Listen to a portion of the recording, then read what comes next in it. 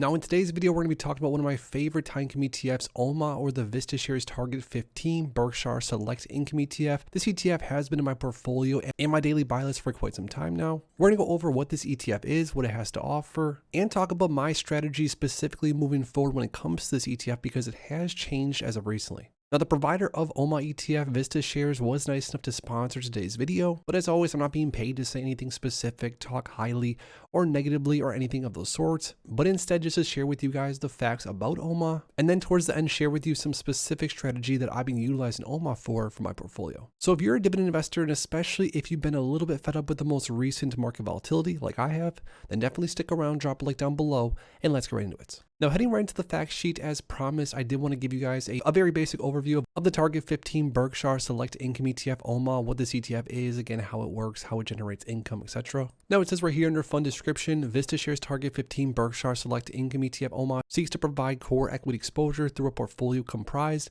of Berkshire Hathaway BRK.B and its top 20 holdings, while providing high monthly income through an options-based investment strategy targeting 15% annual yield distributed monthly. Now, ever since OMAH came out, I will admit I've been sort of obsessed with this ETF simply because this ETF offers BRK.B, some of the top holdings in BRK.B. This is Berkshire Hathaway. We're talking Warren Buffett here. Some of the top holdings of BRK.B, but plus options. It's sort of the best of both worlds, especially for an income-oriented investor like myself that loves the idea of buying into or having exposure to BRK.B, but BRK.B on its own is not going to pay you 15% yield. Now, in case anyone doesn't understand why I love the idea of having exposure to BRK.B, we'll just look at this all-time chart right here. It's pretty obvious to see why any investor would probably not mind having some exposure to BRK.B.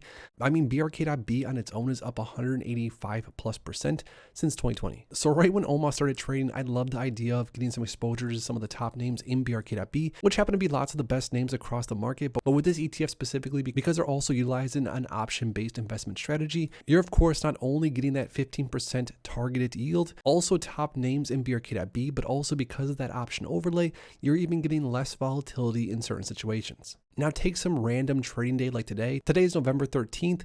The SPY was down around 1.66%. Not the craziest red day we've ever seen in the markets, but 1.66%, and OMAH, for example, is down 0.47%. Now, I'm not saying that OMAH is necessarily better than the SPY or anything of the sorts. I'm just saying that for investors that want exposure to something that's relatively low beta, offers exposure to top names in BRK.B with an option overlay, OMAH is definitely worth looking into. It then says reasons to consider high monthly income generation. OMAH seeks to generate high monthly income by investing in a diversified equity portfolio and implementing a data-driven options investment strategy.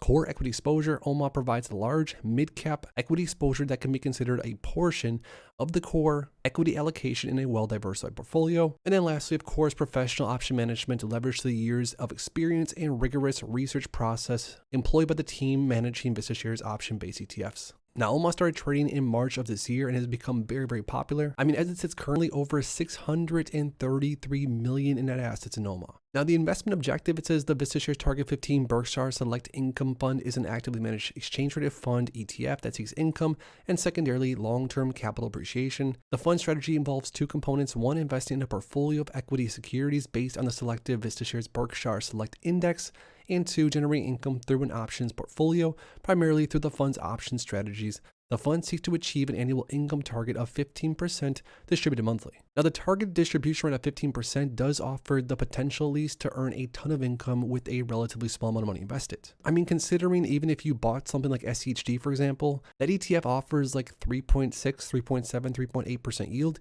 you're getting a massive amount more of income generation with this one. Now, as far as the most recent distributions, which is also very important, just because this ETF says it's targeting a 15% yield per year, looking at some of the most recent distributions, it looks like it's right on target, paying like 1.25% per month, with some of the most recent months being around 24 cents, 24.5 cents, and anywhere from the high 23 cents per share per month upwards to 25 cents per share per month, right on cue for that 15% distribution rate. Now, to share with you guys some of the most recent personal changes I've been utilizing OMAH for in my long-term portfolio. As a lot of you guys know, if you've been watching my channel for a while now, I invest into a little bit of everything, some lower yielding, higher growth ETFs, and of course some ultra high yielders.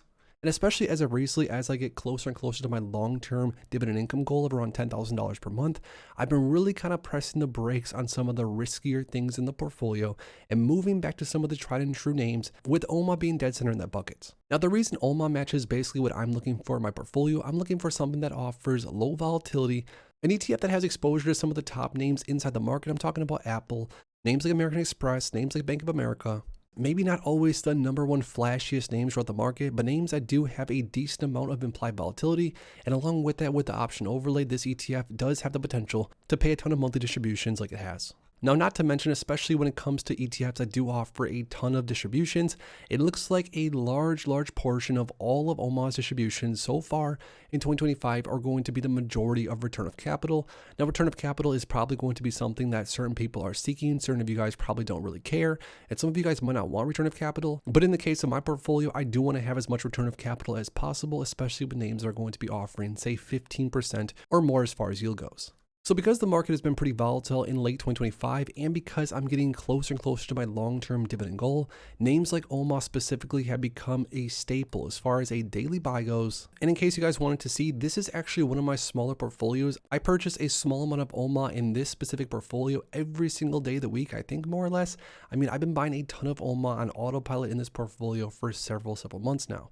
Now, like I said, because OMAH offers a 15% more or less distribution rate, at least as of right now, which of course can change in the future, even these small daily buys are adding up and paying me more and more in distributions every single month, which has been amazing. But as of recently, I've not only been purchasing OMAH in this smaller portfolio. On a daily buy, I've also been actually adding some more OMAH in my other portfolios, just because, again, where I'm at in my dividend investing career and with all the volatility in the market, OMAH matches what I'm looking for, along with some other ETFs, of course, but OMAH matches that basically perfectly. So now that we once again talked about one of my favorite high income ETFs, OMAH, the VistaShares Target 15 Berkshire Select Income ETF, I share with you guys what this ETF is, how it works, what it has to offer, the exposure it has, and I even share with you guys my personal situation with OMAH, why I've been adding a lot more of it as of recently, and I of course want to update you guys with that. I lastly, most importantly, have a question for you guys down below. Do you personally have any OMAH in your portfolio as of right now? And if so, how many shares do you currently have? Let us know in the comments down below.